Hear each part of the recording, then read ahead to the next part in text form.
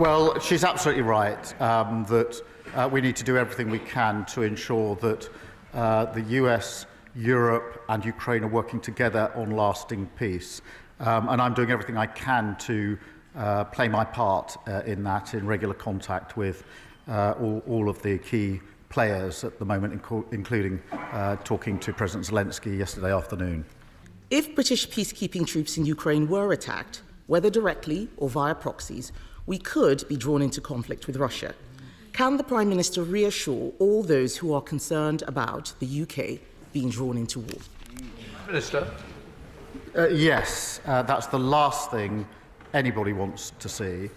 And the whole point of ensuring that there's a lasting peace and that any deal, if there's a deal, is defended, is to avoid conflict, to ensure that we do have peace.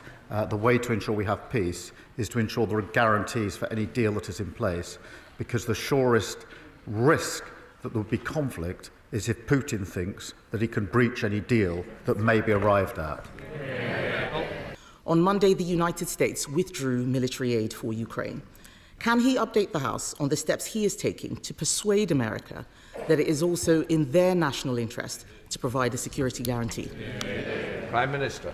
I'm pleased to inform the House that on Thursday of last week we did discuss security guarantees. The President made absolutely clear his commitment to Article 5 of NATO, absolutely clear that he would have our backs because of the relationship between our parties, and agreed that our teams would sit down together to talk through security guarantees. But there are concerning reports that the United States has instructed Britain to suspend intelligence sharing with Ukraine, and other reports that Five Eyes itself may be at risk.